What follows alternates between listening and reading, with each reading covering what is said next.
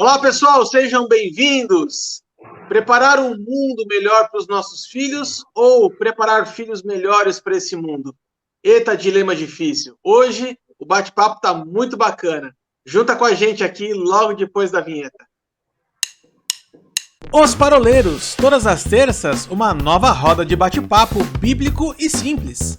Muito bom, pessoal. Estamos aqui, então, dando início à nossa parola número 52, a última parola dentro do tema família. Hoje a gente vai fazer um bate-papo bem gostoso a respeito de educação de filhos.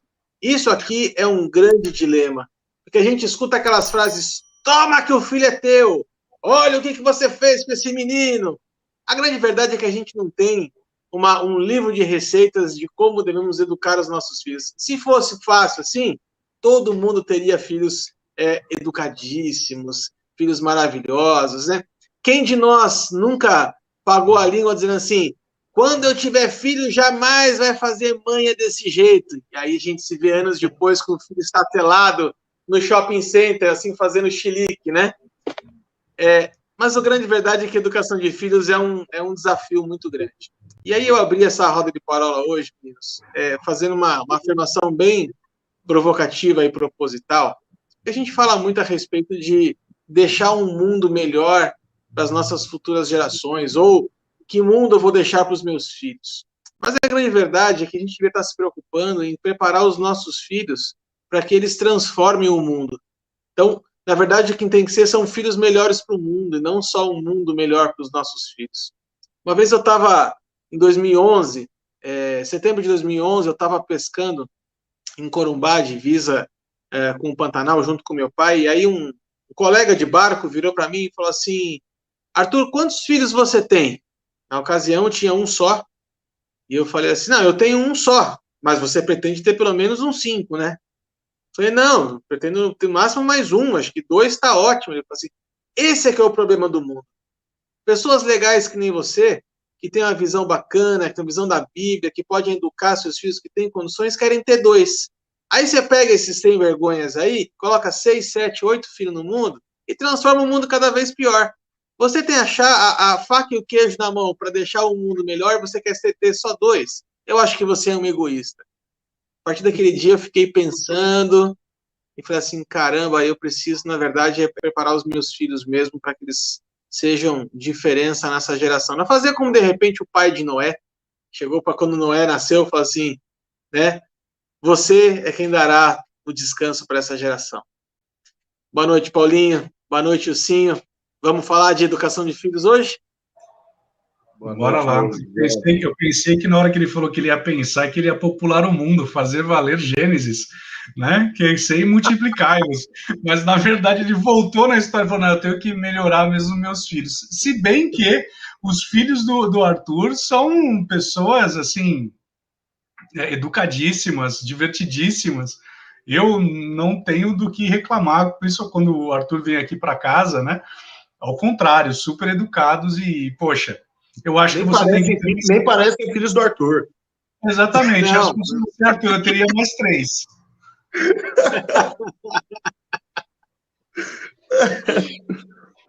Arthur, você abriu com um texto que eu gosto muito, cara. Gênesis 5. Sempre que eu vou ministrar sobre família, sempre que eu vou trabalhar sobre família, e graças a Deus, Deus me tem dado muita oportunidade de falar sobre família, eu gosto de passar por Gênesis 5. Porque Gênesis 5, né, deixa eu falar um negócio aqui que, de repente, vai escandalizar alguns. Mas vamos lá, né? Vamos lá, né? Os discípulos aqui de Presidente Prudente, eu sei que não vão escandalizar. Você que não é de Presidente Prudente, não se escandalize com o que eu vou falar agora, mas deixa eu chegar até o final para concluir a ideia. Gênesis 5 é um texto chato. É um texto chato. Vamos ver se não acontece nada aqui, se não cai a internet. Pelo menos, naturalmente, não aconteceu nada. Mas é um texto, brincadeiras à parte, um texto que eu considero texto chato, justamente porque é aquele texto que, quando nós estamos fazendo a leitura da Bíblia, né, quando chega num texto desse, a gente fala: não, vai começar esse negócio de novo. Porque genealogia, Paulo até falou para Timóteo, né, não perde tempo com genealogia. Como tirar o texto do contexto, não, Paulinho? Não, mais ou menos, né? Mas é aquela história do copia-cola, né? Fulano nasceu, viveu tantos anos, teve tantos filhos, depois que ele teve filhos, ele morreu. Viveu mais tantos anos e morreu. Depois veio Ciclano, que viveu tantos anos, aí teve tantos filhos, depois que ele teve os filhos, ele morreu. E assim vai o texto. E o texto segue nessa sequência, né, nesse Ctrl-C, Ctrl-V, só mudando nomes, até ali o versículo de número 28, quando chega em Lameque, o pai de Noé, né? E aí o texto começa falando, Lameque viveu 182 anos e gerou um filho. Até aqui, igualzinho às outras informações anteriores. Deu-lhe o nome de Noé, mais uma vez, informação que só muda o nome. Dizendo, essa palavra aqui muda tudo, né? Lameque proclamou algo sobre a vida do seu filho. Proclamou algo sobre a vida de Noé. E aí ele disse acerca de Noé, este nos consolará dos nossos trabalhos e das fadigas de nossas mãos, nesta terra que o Senhor amaldiçoa. Aí não é à toa que o capítulo seguinte, ou no capítulo seguinte, a palavra vai falar acerca da integridade de Noé. E aí começa, então, não a história apenas de um homem, mas a história de um ministério de livramento, né?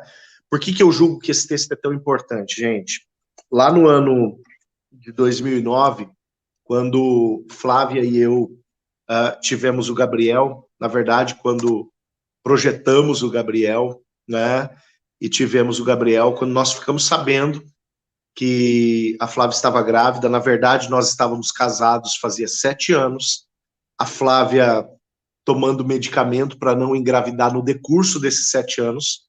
Quando chegou ali no mês de novembro de 2006, a gente foi no médico da Flávia, e o médico disse, olha, sua saúde está legal, né? Só que assim, faz 7 anos que você toma anticoncepcional, você se prepare aí para esperar uns 2 anos antes de ter filho. Não vai vir antes. Né? E em março a Flávia estava grávida, né? Menos de 4 meses depois a Flávia estava grávida. Havia um propósito da parte de Deus ali, né? E orando, né, esse tempo todo a gente colocando na presença do Senhor esse nosso propósito de termos um filho, a gente votou no nosso coração que nós só daríamos esse passo no nosso, na nossa fé, no nosso casamento, a partir do momento que Deus desse um sinal muito claro para nós dois. Isso demorou 7 anos, a espera foi por conta disso, né? E quando Deus clareia no meu coração e no coração da Flávia que era o tempo, o médico falou, vai demorar 2 anos, mas o médico dos médicos já tinha determinado que no ano seguinte, antes de completar 1 ano de quando a gente esteve naquele médico, o Gabriel já estaria nos nossos braços. O nome do Gabriel foi gerado em oração, que a gente colocava diante da presença do Senhor. Senhor, o que o Senhor quer que nós declaremos sobre a vida do nosso filho? E Deus colocou muito claramente na nossa mente, no nosso coração, que o nosso filho, ele nasceria como alguém que traria o anúncio de boas notícias. Gabriel, o significado de Gabriel, né? A trajetória da Rafaela é outra. A Rafaela é a nossa filha que o Senhor recolheu. A trajetória da Alice é outra. Mas especificamente a trajetória do Gabriel, o nome do Gabriel, foi um nome cuja história nós baseamos nessa passagem aqui. Nós baseamos nessa verdade, de que a declaração de um pai, a fala de uma mãe, a fala da geração anterior em referência à geração posterior, contribui para aquilo para onde nós queremos projetar os nossos filhos, a nossa descendência. E nós continuamos crendo nisso. Para onde queremos projetar os nossos filhos? Né? Acho que todo o processo de criação, ele começa quando o pai e a mãe, eles começam a criar a mentalidade da paternidade e da maternidade. Que não é apenas colocar alguém no mundo, né? Mas vai partir desta realidade de que nós temos a responsabilidade de, em tudo, projetar os nossos pequenos. Então, quando você tocou em Gênesis 5, eu já arrepiei, Arthur. Na verdade, Paulinho, assim, isso tem um significado muito forte aqui em casa. Eu acho que isso é uma coisa comum para nós três, né? apesar do Ilcinho e da Carol não terem filhos ainda, já tem nome, né? E a gente sabe um pouco da história, e vocês sabem um pouquinho da história também da Liz e do Rafael. Os meus 2 filhos, Liz e Rafael, ambos têm significado. E esse foi um cuidado que eu e a Priscila tivemos na hora de escolher o nome, porque a gente queria algo realmente que declarasse propósitos sobre a vida deles. Então, Liz é uma abreviação de Elizabeth, significa consagrada a Deus, né? E Rafael, na verdade, o Rafael já existia dentro do nosso coração e ele já tinha nome antes mesmo de ser concebido. Porque, assim como você demorou um tempo, entre a Liz e o Rafa foram 7 anos também.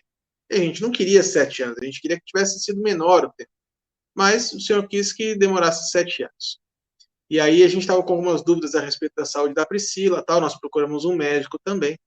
E o médico havia dito a seguinte coisa: olha, você pode estar com uma aderência das alças intestinais no seu ovário, e a única forma de... Só tem 2 caminhos: ou eu abro você de novo e a gente corre o risco de você ter uma aderência ainda maior, ou você engravida.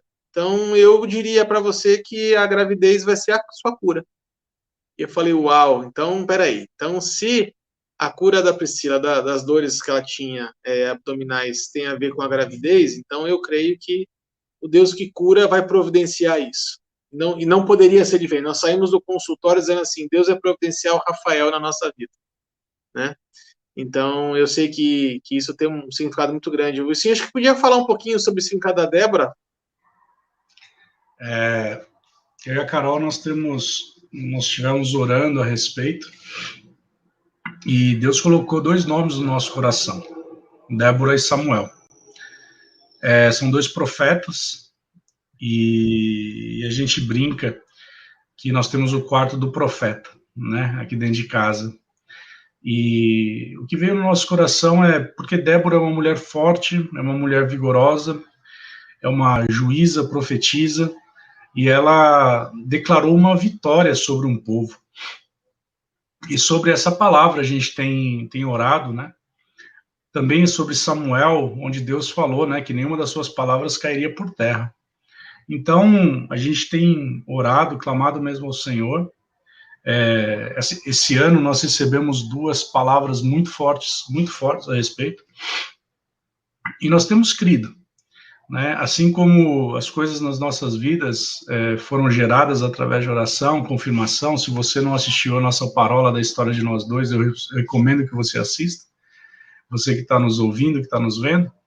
E eu creio que os filhos que são gerados assim, né, os filhos espirituais, a gente fala muito sobre os filhos espirituais, né, como Paulo fala a Timóteo, fala a Tito, mas aqui nós temos gerado. Paulo também disse que ele gerou filhos, né, e espirituais, e nós temos gerado a Débora, nós temos gerado Samuel, e o desejo do nosso coração é que eles cresçam em estatura e conhecimento mesmo, como a palavra mesmo foi liberada sobre Jesus. E a gente tem buscado no Senhor isso. Certa vez a gente viu até um depoimento de uma moça falando que é casada há tanto tempo e não consegue ter filhos. E aquilo começou a mexer muito comigo, com a Carol, principalmente com a Carol. E é interessante como as coisas funcionam, né? Porque em 2012 ou 2013, quando nós estávamos na plenitude, nós todos aqui temos um amigo em comum chamado Vitor, que entregou uma palavra para a Carol, que ele via muitas crianças correndo atrás da Carol. E nesse ano a Carol, ela recebeu, ela foi levantada como líder do departamento infantil na nossa igreja. Isso para mim gerou uma expectativa, porque aquilo é como se Deus estivesse preparando um caminho dentro dessa visão que Deus deu para o Vitor. Uhum. E eu não vi, eu não tenho, se eu pegasse a câmera aqui e mostrasse para vocês que estamos assistindo como é a minha casa parece um departamento infantil. Essa semana aqui, toco a campainha aqui em casa, até chegou mais encomenda, mais coisas da PEC, mais coisas da PEC, mais coisas da PEC. Isso me mostra que nós temos interagido com a promessa, nós temos interagido com a palavra que é liberada, Então eu creio que o Senhor, ele vai operar de uma forma tremenda na minha vida e na vida da Carol, trazendo a Débora, trazendo o Samuel, ela como uma mulher de Deus, e ele como um profeta mesmo do Senhor, para fazer toda a diferença. Que Samuel fez a diferença, né? Samuel, ele foi um homem, não vou dizer segundo o coração de Deus, porque isso foi Davi, mas ele foi um precursor. E eu tenho para mim que, ainda que não exerça a paternidade, mas eu tenho observado que Samuel, ele exerceu uma paternidade espiritual muito forte, porque ele, como juiz que ele foi, ele tinha filhos na fé ali.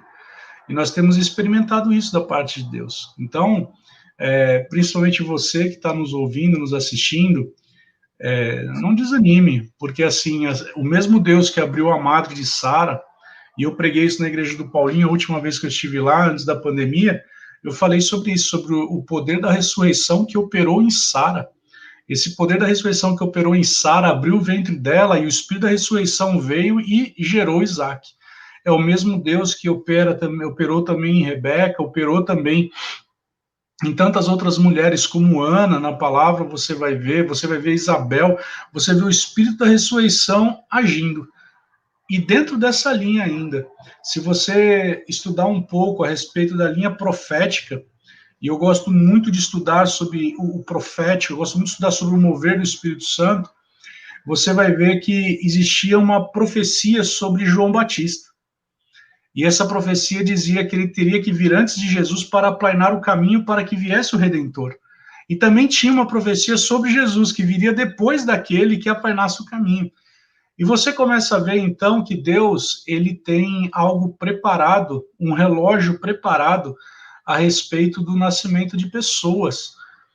Talvez você que esteja nos assistindo, isso eu estou falando numa veia profética que está vindo forte aqui, talvez você ouviu alguma vez dizendo que você foi um erro, que você foi um erro no percurso dos seus pais, você talvez seja um filho de uma mãe solteira e a sua mãe sempre carregando um peso, uma culpa, sabe?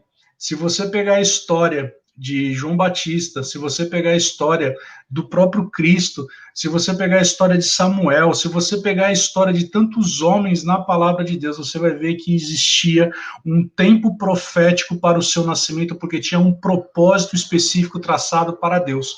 Não é à toa que Deus fala para Jeremias, antes mesmo de você passar pelo ventre da sua mãe, eu já tinha te escolhido. Então saiba que você foi formado em Deus antes de qualquer coisa. Então, existe uma paz no nosso coração, porque todas as promessas de Deus têm um sim e um amém. E saiba você que é no tempo certo, no tempo da oportunidade, como diz o apóstolo Paulo, que o ventre vai ser aberto, e nesse propósito as coisas vão acontecer. E aí virá o Rafa, virá a Liz, virá o Gabriel, virá a Débora, virá o Samuel, virá a Alice, virá, porque existe um propósito da parte de Deus. O Cronos de Deus, o Cronos nosso, alinhado com o Kairos de Deus, ele vai produzir coisas insondáveis. É só você crer. Eu quero pontuar com vocês uma coisa, enquanto você estava falando, Deus me trouxe no coração uma questão de filhos de propósito, né, Will? Havia uma promessa de Deus sobre Abraão, que ele seria pai de muitas nações, seria pai de multidões. Só que tinha um detalhe, Sara era estéril. Mas Isaac veio, né? E casou com uma estéril, Rebeca. Que por sua vez havia um propósito e aí gerou a Jacó, que casou com Raquel, que adivinha? Era estéril. Olha que coisa maluca, né? Anos depois, nós vamos encontrar uma geração, logo depois de Juízes, nos últimos Juízes, né? Onde vai falar que o povo se encontrava numa situação tão complicada, mas tão complicada, que sequer o sacerdote escutava mais a voz de Deus. Ele não escutava mais. Diz que a lâmpada dos olhos dele já tinha se apagado, né? Não ouvia mais. E então Deus levanta quem? Uma estéril, Ana, para que pudesse gerar a Samuel. Isso me trouxe no coração assim uma palavra muito forte para declarar sobre essas pessoas mesmo, né? Assim, para que não percam a esperança, para que não percam a fé.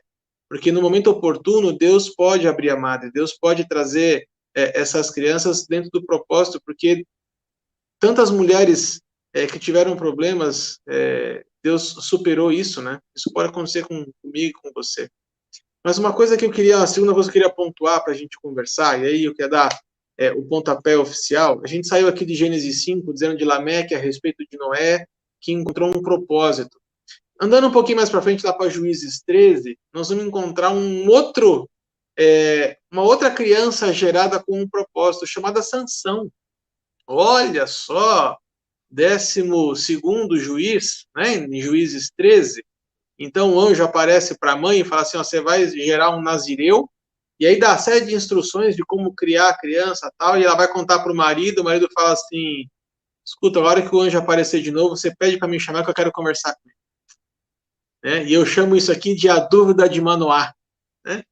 E a dúvida de Manoá é a seguinte coisa, a hora que ele dá de frente com o anjo, ele fala, ok, você vai me dar um filho, ele vai salvar o povo, ok. Como é que eu faço para criar esse filho? Porque eu não faço ideia de como eu criar esse filho. Quantas vezes nós, como pais, quando nós recebemos o nosso filho na mão, o propósito, né, o filho nos nossos braços, nós paramos para Deus e perguntamos assim, Deus, como é que eu faço para cuidar dele? Porque eu não sei, não vem com manual de instrução. Não vem com todos o beabá. Como é que eu faço para cuidar dessa criança? A dúvida de Manoá, ela é fantástica, porque assim, gente, a gente não tem dimensão, mas dentro da minha casa, dentro da sua casa, dentro da casa que você está me ouvindo agora, pode estar o futuro presidente da República. Dentro da sua casa pode estar o futuro médico que vai descobrir a cura do câncer. A gente não sabe. Mas se a gente não perguntar para Deus como cuidar dessa criança, como desenvolvê-la dentro das suas aptidões e apontá-la e lançá-la em direção ao seu propósito, a gente corre o risco de não fazer isso acontecer. Então eu queria lançar essa para a gente começar a bater um papo aqui, Paulinho. O Steve falou por último, agora deixar o Paulinho falar um pouquinho sobre essa dúvida de Manoá. Você sabe que a dúvida de Manoá tem a versão neotestamentária também, né? Que é Maria. Maria. Sim. Né? Sim. O anjo aparece para Maria, sempre tem um anjo envolvido, né? Um anjo fofoqueiro trazendo a conversa toda lá do céu. A última vez que você falou mal, caiu a internet. Cuidado. Eu não estou falando mal, gente. Eu não estou falando mal. Eu só estou gerando... como é que chama? Reacts para o vídeo no YouTube. O que acontece? Chega o anjo para Maria, chega Gabriel para Maria e fala, Maria, o negócio é o seguinte, você vai gerar de Deus um filho e você vai dar para ele o nome de Jesus. Né? Tem algumas coisas que me espantam nesse texto. Inicialmente, o fato de Maria estar lá numa boa fazendo os afazeres de casa e, de repente, chega um anjo, entra na frente dela e fala, Maria, sua bem-aventurada. E essa mulher, cara, não sai correndo. Né? O anjo chegou lá, o anjo tá batendo um papo com a mulher. Cara, essa mulher era muito crente, velho. Era muito crente. O anjo chega diante dela e começa a falar. E o anjo dá essa notícia para ela, Deus te escolheu, você é uma bem-aventurada, você é agraciada, você vai dar à luz a um filho que vai vir do próprio Deus e tal. A pergunta dela, como é que vai ser isso? Maria, ela faz uma pergunta assim que para mim, conota que o fato dela estar vendo aquele anjo não gera nenhum espanto. Mas ela, desde tão cedo, desde a primeira notícia, ela já se envolve tanto com o projeto que ela quer entender o projeto como um todo. E a pergunta dela é a pergunta de Manoá lá atrás. Como é que vai ser isso?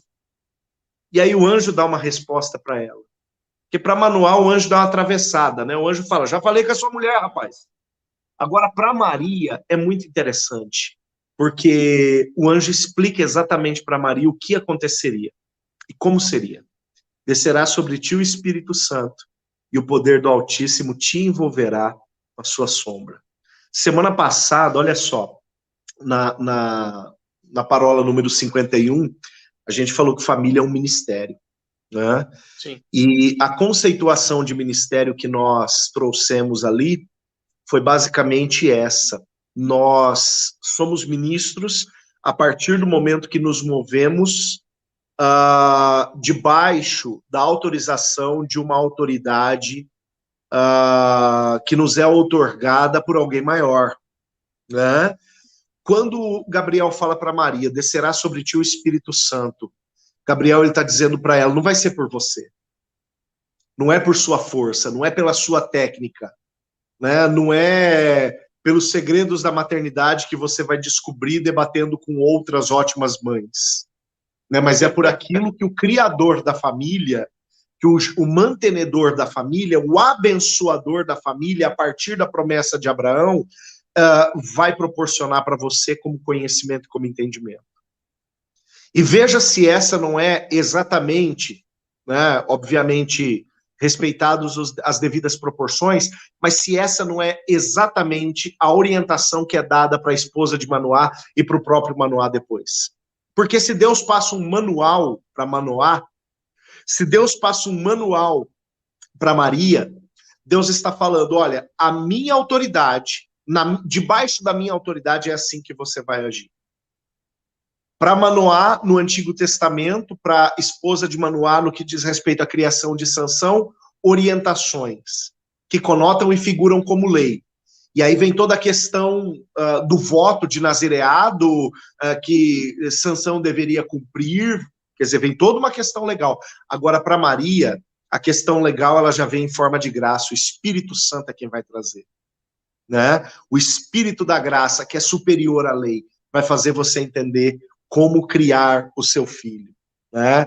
Então, a partir do momento que que o Espírito Santo desce, o poder do Altíssimo envolve. É nessa realidade que a mãe Maria iria se mover, no que diz respeito ao seu filho Jesus. Olha que coisa linda, que coisa tremenda. Né? E eu fico imaginando, Arthur e Will, essa dúvida é, de fato, a dúvida de todo pai, de toda mãe, quando gera o seu filho, e mais do que isso, em cada fase que seu filho entra. E para nós, Arthur, que já somos pais de casal, e para o Wilson, que vai ser pai de casal, a realidade é um tanto quanto mais dramática. Sabe por quê? Porque a gente ganha um bebê menino, e esse bebê menino, ele vai crescendo, daqui a pouco ele é um adolescente menino, daqui a pouco ele é um jovem menino, daqui a pouco ele é um homem.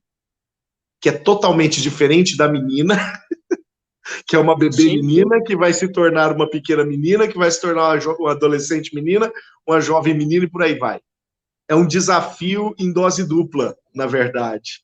Né? Justamente porque nem ele nem ela vem com manual. E aquilo que a gente aprendeu com ele, ou no seu caso, aquilo que você aprendeu com a Alice, porque ela veio primeiro, no meu caso, que eu aprendi com o Gabriel, não é aplicável com quem veio mais tarde. Né? Não. Então, se não for pela orientação de Deus, me perdoe, os bons livros, eles podem até ajudar, né? Mas os bons livros, eles acabam. E eles não Sim. zeram o assunto. Eu gosto muito de uma direção, cara. Eu converso muito com a Priscila sobre isso. E eu quero compartilhar isso com vocês. Depois que eu tive esse entendimento a respeito de criação de filhos, eu mudei a forma de enxergar os meus filhos. Em que sentido?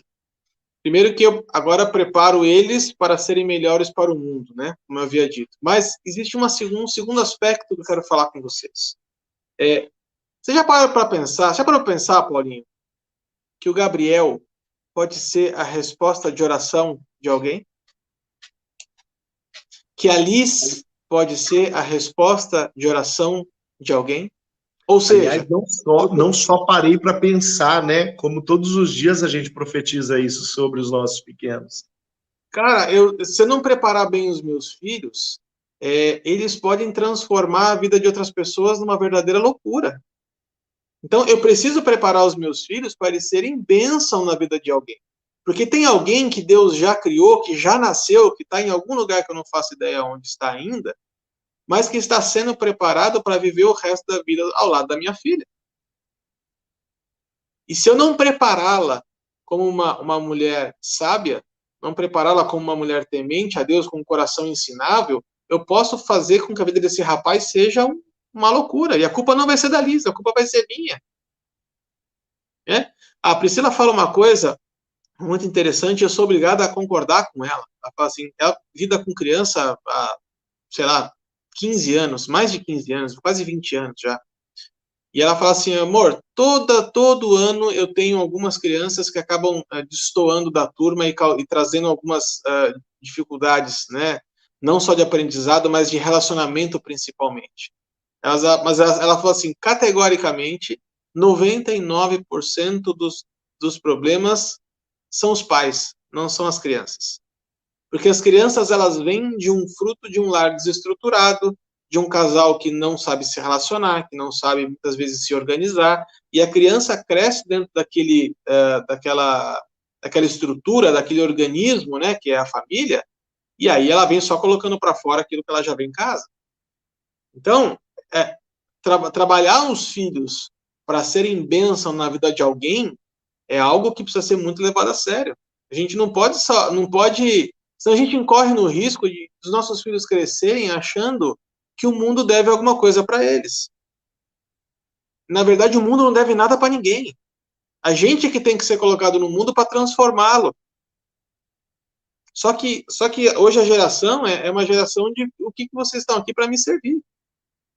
Eu brinco muito aqui em casa, com a Priscila, em relação às crianças, né?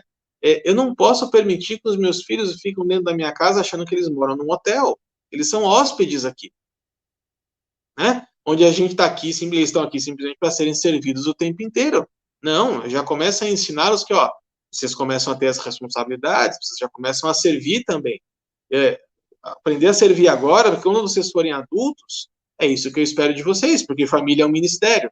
Se vocês querem ter família, vocês têm que aprender a servir, não ser servidos. Né? E aí eu faço uma ponte para eu jogar aqui agora para o Wilson de volta, Salmo 127. Né? O texto famoso, Salmo 127, dizendo que os filhos são herança. Né? Mas além dos filhos serem herança, a palavra vai falar que os filhos são como flechas na mão do arqueiro. Opa, peraí.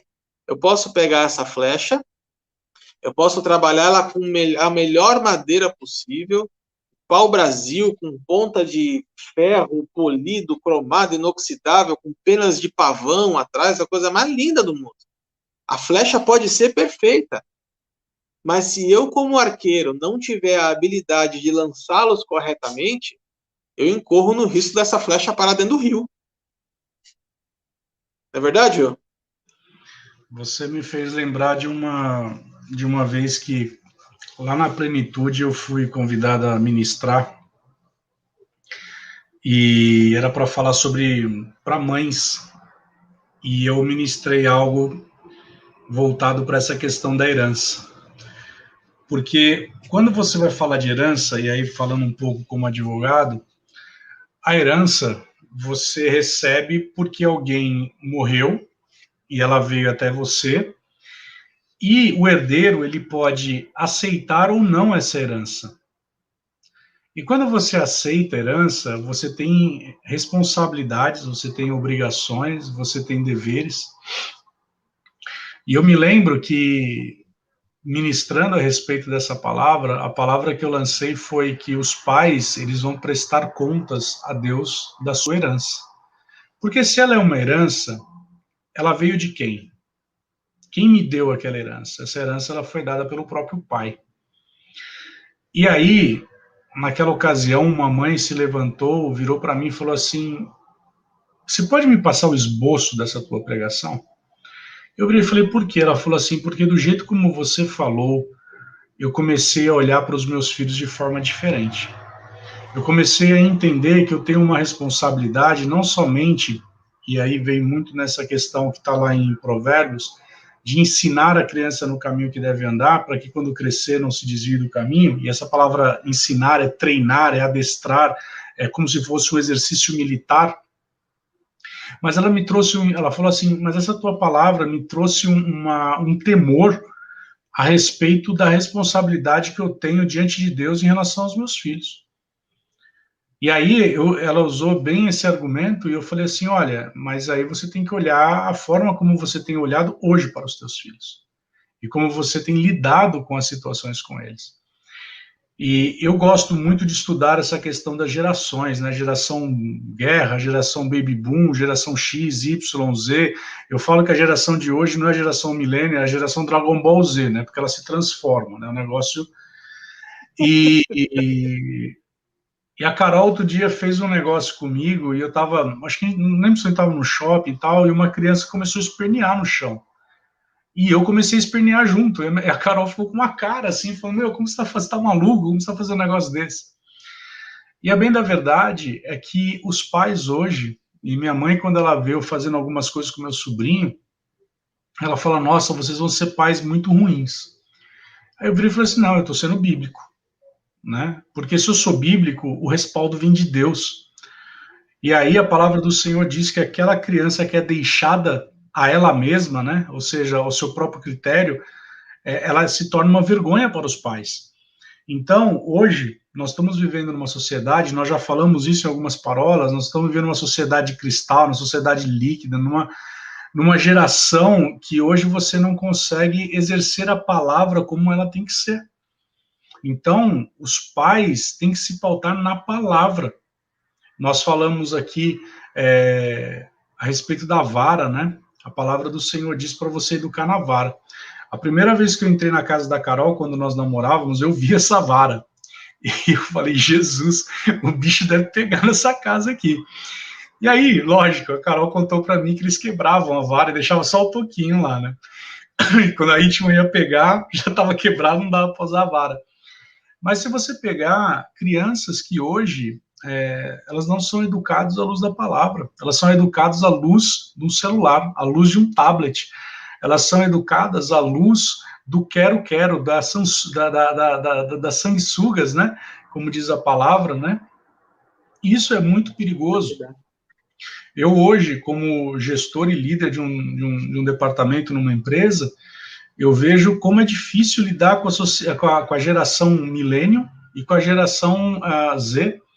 É uma geração que se frustra fácil, é uma geração que acha que tem que ganhar rios de dinheiro sem fazer com que e onde chegar, e você começa a ver uma geração que não sabe lidar com a frustração. Hoje eu vi uma matéria falando que cerca de 30% das crianças na escola já sofreram um bullying, e 100% delas têm agora um transtorno. Na minha geração, era um zoando com o outro, um aloprando com o outro e ia para casa. Eu lembro meu tio uma vez virando para meus primos falando assim, olha, se vocês brigarem na rua, vocês vão apanhar em casa. E se vocês apanharem em casa, vocês vão apanhar de novo aqui. Aí o meu primo olhou para ele e falou assim, mas que coisa é essa? Que história é essa, pai? Ele falou, se você sair na rua e brigar, você vai aprender em casa que não era para você sair na rua e brigar, porque você não tem que brigar. Agora, se você brigou ainda na rua e apanhou, você vai apanhar porque você ganha ainda a briga. Agora, veja que coisa maluca, né? Nós não estamos incentivando a violência aqui, mas o que eu estou querendo dizer é que hoje nós estamos vivendo uma geração onde a base bíblica ela está muito aquém. Você não pode hoje... eu estava no departamento infantil no domingo passado e eu chamei a atenção de uma criança e uma outra virou e falou assim, você não pode fazer assim com ela? Eu falei, por que não? Aí ela virou assim, por que não pode? Você não pode falar dessa forma. Eu falei, mas a Bíblia fala que tem que ser dessa forma. Eu não sei onde está isso na Bíblia. Eu falei, pois esse é o problema. E aquilo é um reflexo daquilo que ela vive dentro de casa. Porque hoje eu vejo pais negociando com seus filhos. Eu não lembro do meu pai negociar valor comigo. Meu amigo, o meu negociar com meu pai era assim, se fizer de novo, já viu. E é bíblico. Né? Você pega a palavra falando, você tem que educar através da vara, mas não fustigar ao ponto de levá-la a desfalecer, né? Mas ela fala sobre você educar. Eu gosto muito de um autor que ele fala o seguinte, na hora que você estiver na ira, não bata no seu filho, porque senão você vai estar exercendo uma justiça além. Mas, sabe, chame-o depois para perto e fala, olha, vem cá, você vai apanhar agora porque você fez assim, tal, e traz um nível de consciência. O problema é que hoje nós não estamos fazendo isso. E hoje nós olhamos para uma sociedade onde, gostei do que você falou aí, Arthur, e assim, quem está nos ouvindo, nos vendo, eu vi isso acontecer dentro da minha casa. E me surpreende e me constrange quando o Arthur está aqui em casa, a Liz, ela tira a mesa da sala, e eu fico assim olhando, eu falo, cara, peraí, ela está na minha casa, e ela está tirando a mesa de uma forma como, olha, estou tirando tal, de uma forma muito, muito tranquila, muito delicada, e a primeira vez que eu vi a Liz fazendo isso, eu me senti constrangido. Aí eu falei assim, não, peraí que eu vou... Aí eu falei, não, peraí, sendo impresso aqui, né? E no ano seguinte que o Arthur veio, de novo eu vi essa situação e as coisas acontecendo, e sabe, são valores que estão sendo inculcados, porque a palavra do Senhor diz algo que a esposa dada pelo Senhor é como um presente. Então, existe uma responsabilidade, nós como pais, de forjarmos os nossos filhos, para que eles sim acertem o alvo. Se nós lembrarmos do conceito, da definição no original de pecado, pecado é quando você erra o alvo. Então, ou seja, eu posso ter um filho que é exatamente como o Arthur desenhou, mas se ele errar o alvo, eu quem estou pecando, não é ele. Agora, olha só, Will, você parte em cima de tudo aquilo que você falou, de fato, o padrão de filhos que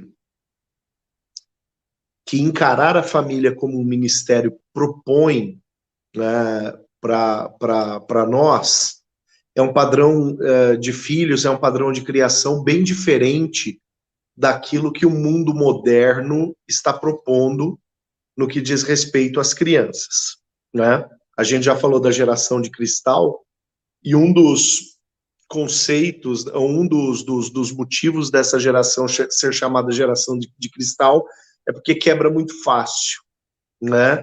Não tem resistência nenhuma, não suporta nada, né? Muito facilmente quebram-se as emoções, muito facilmente quebram-se os valores, todas as coisas são descartáveis, e aí nós vemos uma geração de empregos descartáveis, uma geração que não termina o que começa, uma geração de casamentos descartáveis, de amizades descartáveis, de valores descartáveis, como você mesmo disse, geração Dragon Ball Z, que vai se transformando justamente porque os valores vão mudando, né? Hoje o sujeito ele tá todo arrumadinho, amanhã ele tá todo esculachado de cabelo azul. Então, no final das contas, os valores eles vão mudando, né? E aí nós temos um sério problema de identidade, né? A gente gira e cai na questão da identidade. Quando, no fundo, a palavra do Senhor, ela traz um código de identidade para nós implementarmos nos nossos filhos, né? Então, não vai entender os valores da palavra aquele que parte de pressupostos distintos, aquele que partir de um ponto de arrancada diferente do ponto da palavra, né?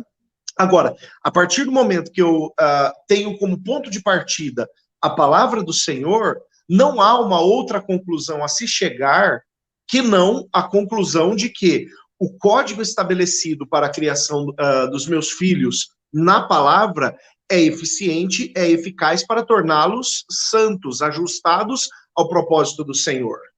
Para que eles não sejam os causadores da desgraça, da ausência de graça no mundo e na vida de outras pessoas. Né? Eu deixei aqui a minha Bíblia aberta no testemunho de Noé, de Jó, perdão, e vocês se lembram daquilo que a palavra fala acerca de Jó. Né? Ali no capítulo 1, a partir do verso 4, a palavra diz: os filhos dele iam às casas uns dos outros e faziam banquetes, cada um por sua vez, e mandavam convidar as suas 3 irmãs, e comeram e beberam entre eles. Quando se encerrava o ciclo de banquetes, Jó chamava os seus filhos e os santificava. O que é o santificar? Ajustar aos parâmetros de Deus. Gente, aqui nós não estamos falando de criança, nós não estamos falando de menino aqui, não. Aqui é adulto. A palavra está falando de adultos.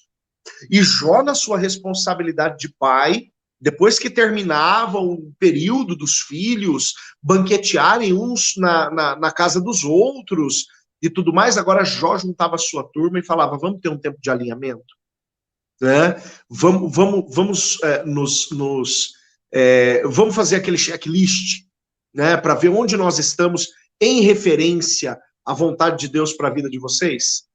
E aí o texto ele fica mais extravagante, ou Jó fica mais extravagante depois, porque a palavra vai falar,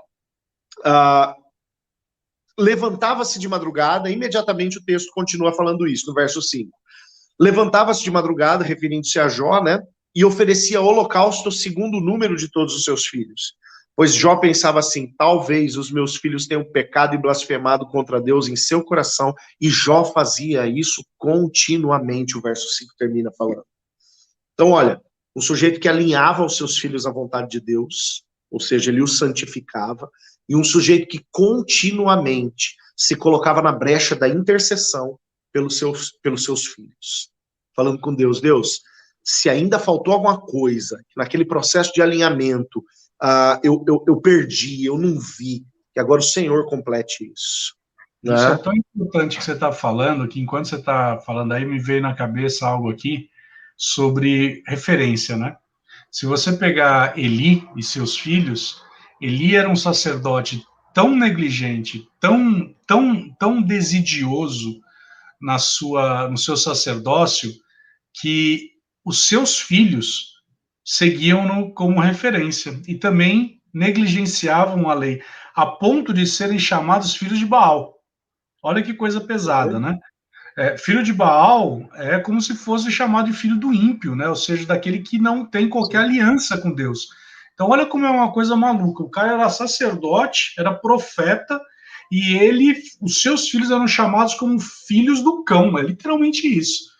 E era um negócio tão maluco, porque quando Samuel ele ouve a voz de Deus, e ele não tinha ainda a aptidão, né, a comunhão, a certeza, a forma como ouvir a voz de Deus, ele vai falar com Eli. E Eli fala assim, não, é Deus que está falando com você mesmo. Eli sabia a receita de como ouvir a Deus. E ele instrui Samuel. Ele instrui. Só que os seus próprios filhos ele negligenciava. Então, isso me faz acreditar e ver que muitas vezes eu dentro de casa eu sou uma má referência para o meu filho. E para fora eu posso ser até uma boa referência. Só que, sabe, eu vou prestar conta dos meus filhos. Eu vou olhar para os meus filhos e eu vou ter que dar conta deles. Isso é muito forte. Então, você pai, você mãe, que tipo de referência você tem sido para os seus filhos? Sabe, Eli negligenciava, mas Samuel, ele olhava para sua mãe Ana, que chorou, que clamou, e a palavra é tão tremenda, porque fala que ela tinha um período de esterilidade. Quando depois ela teve Samuel, e pela oferta que foi feita, né, pela vida de Samuel, ela plantou Samuel e teve tantos outros filhos. E ela foi referência, ela foi padrão, a ponto que Eli não foi. Eli sabia o caminho, mas não soube ser referência para os seus filhos. Então isso é muito importante. Você é uma referência para os seus filhos. Will, só um adendo aqui, Arthur. E Eli é um alerta, né? Ele é um alerta de que reproduzir nos filhos prática religiosa não significa reproduzir nos filhos santidade, né? Por quê? Porque Ofni e Finéias, os filhos de Eli, eles eram sacerdotes assim como o pai. Eles faziam ou cumpriam os ofícios sacerdotais assim como o pai cumpria. Mas eles também eram negligentes assim como o pai o era, né? Então, reproduzir no filho o senso de cumprimento de compromisso religioso, né? Vamos ser bem contextual, simplesmente pegar o seu filho e enfiar ele numa classe de escola dominical. Simplesmente pegar o seu filho e arrastar ele no domingo para a igreja.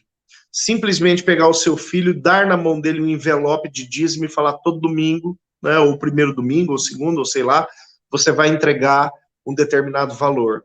Sem inculcar valores, né, pode não significar muita coisa. Pode se criar Ófines e Finéias de uma geração moderna a partir de um mau testemunho, de um mau exemplo, né, simplesmente gerando reprodutores de práticas religiosas que pode ser algo muito distante de santos. Aqui eu falei acerca de Jó. Jó buscou reproduzir santos. Trazia os seus filhos para o checklist e falava assim, vamos santificar? Vamos olhar onde que precisa aparar as arestas? Importante você falar essa questão de Jó fazer isso quando os filhos são adultos, né? Às vezes a gente entende que a nossa obrigação como pais se encerra quando os nossos filhos fazem 18 anos, né? Atingem a maioridade e a gente automaticamente deixa solto, né? Jó me mostra uma visão diferente, eu gosto disso. A palavra vai falar que mais importante do que começar bem é terminar bem, né? Então a gente tem que ir até o final das coisas. E aí, você falando de... Tem um pastor que fala, né, o pastor Danilo Figueira, que tão importante quanto a iniciativa é a acabativa. Acabativa, exatamente. E aí, se você pegou o exemplo de Eli, eu achei que foi muito bacana isso, mas a gente não precisa ir muito longe, cara. Os filhos de Samuel também foram reprovados. Quando Samuel chegou na idade já adulta, para passar o bastão, vamos dizer assim, o povo falou assim, não, você eu sei que segue, mas os seus filhos a gente não quer, não. A gente prefere um rei, né? E isso me faz pensar muito a respeito dessas coisas, sabe? Quando muitas vezes nossos filhos são reprovados, e aí nós falamos na semana passada a respeito do grande desafio que é você ser um cristão dentro de casa, né? Então o púlpito te prova, mas é a tua família, a tua casa quem te aprova. E aí eu começo a pensar um pouquinho, ponderar um pouquinho de como é que poderia ser o relacionamento de Samuel com os seus filhos. Samuel, não tenho dúvida que foi um excelente profeta, foi aquele que ungiu o rei Davi, enfim, a gente não questiona o ministério de Samuel. Mas será que como ele foi tão exitoso como ele foi como profeta? A gente vê alguns personagens na Bíblia passando e tendo vários problemas na criação dos filhos, né? Eli foi um, Samuel foi um, o próprio Davi foi outro. Né? O Davi é emblemático. O Davi é emblemático, né? Quem não lembra da pregação do pastor Alcemar? Provérbios de Salomão, filho de Davi, rei de Israel. O próprio Arão, né? Arão com Nadab e Abiú, seus filhos, criou sim. A mesma situação de Eli, né? A mesma fala que eu coloquei em referência a Eli, cabe em referência a Arão, nunca diz respeito a esses dois filhos, Nadab e Abiú, né? Obstinados, religiosos, sacerdotes treinados para a obra sacerdotal, e deram errado. Sim, eu quero trazer de volta, então, a reflexão a respeito da mão do arqueiro. Acho que a gente pode encaminhar para o final da parola aqui, a respeito disso, mas eu queria trazer 3 situações ou 3 exemplos de filhos que não... 3 exemplos de filhos, um que cumpre o seu propósito e 2 que não cumprem o seu propósito por conta da mão do arqueiro, né? Então, a gente pode falar primeiro, por exemplo, 3 coisas que são lançadas, né? Eu vou usar essa ilustração aqui. Então, bons pais, né, habilidosos, eles lançam flechas, né? Flechas que, por mais não tão perfeitas que sejam, o braço do arqueiro compensa para poder alcançar. Ou outras flechas que são tão bem feitas que elas atingem facilmente o objetivo. Agora, quando a mão daquele que prepara não é tão habilidosa, e a importância da gente falar sobre, então, criação de filhos aqui, ao invés de criar filhos flechas, a gente pode estar criando filhos bombas, né? O que é o filho bomba? É aquele que o pai pega, lança o filho e aonde cai, ele explode, destrói tudo que está à volta. Né? Pode ser a geração de cristal, pode ser aí a geração que não se frustra, a geração birrentinha, né? Eu vejo, por exemplo, a Priscila falando, como eu falei para vocês, ela tem 20 anos de profissão, praticamente 22 anos de profissão, e ela fala que as crianças que ela pegava há 20 anos atrás são completamente diferentes das crianças que ela pega hoje, crianças da mesma idade. Né? Criança de 10 anos, 20 anos atrás, era diferente do que é hoje. Os desafios são muito diferentes, é muito difícil você lidar com essa geração. Então, aqui você tem uma geração vamos falar assim, de filhos bomba. Vem, explode, é instável emocionalmente e arrebenta tudo que está à volta. Vamos pegar um outro exemplo? Outra coisa que pode ser lançada que dá problema, né? Filhos bumerangue. Aquele filho que você pega, prepara, você lança ele para a vida, ele roda, não consegue encontrar nada e volta para onde? Para a casa do papai e da mamãe. Porque lá é confortável, lá é gostoso. Lá a mamãe passa a minha roupa, faz a minha comida, o papai me ajuda com uma série de coisas, me empresta o carro, né? E aí a gente vê hoje aí geração de adultos de mais de 30 anos na casa do papai e da mamãe. Né? Porque são lançados, mas não foram lançados como flecha. Foram lançados como bumerangues. Não conseguiram alcançar o seu alvo, voltaram para casa. Então veja, a habilidade daquele que lança, ele pode gerar filhos flechas, pode gerar filhos bombas, ou pode gerar filhos bumerangues. Que tipo de artifício vocês, como pais, estão preparando? Pergunto para você que está nos assistindo, nos ouvindo pelo Spotify. Que tipo de filhos vocês querem? Filhos que cumprem o seu propósito e atingem o seu objetivo, né, e são vitoriosos? Ou vocês estão criando filhos bombas? Ou vocês estão criando filhos inseguros, instáveis, bumerangues, que vão e voltam, e não conseguem alcançar o objetivo algum? E aí, meninos, eu encerro minha fala dessa parola de hoje em cima disso. Queria que vocês trouxessem as considerações finais de vocês, que a gente está chegando no finalzinho já. Olha só, como pais, a gente precisa entender que os nossos filhos têm fases que obrigatoriamente vão ser cumpridas. Né? Eu gosto muito de um versículo, que é o último versículo do capítulo 1 do Evangelho de Lucas, referindo-se a João Batista. A palavra diz: o menino crescia e se robustecia e habitava nos desertos até o tempo da sua aparição em Israel. Crescer, robustecer, habitar no deserto. Vai ter que passar uns perrengues de vez em quando, né? O deserto. Até o tempo da aparição em Israel. Até o tempo da plenitude do cumprimento do propósito de Deus para aquela vida.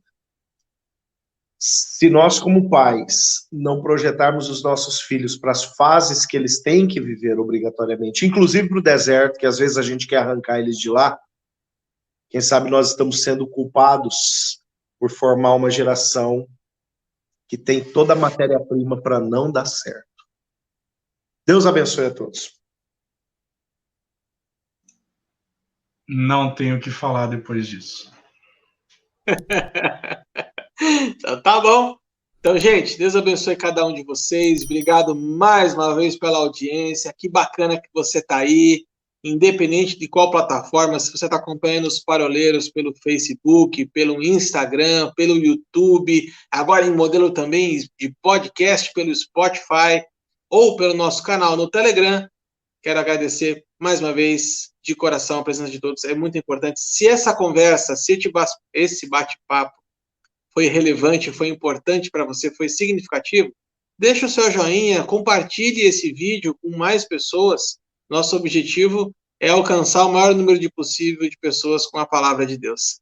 Semana que vem nós estamos de volta com um tema novo, ainda surpresa. Até a próxima, se Deus quiser.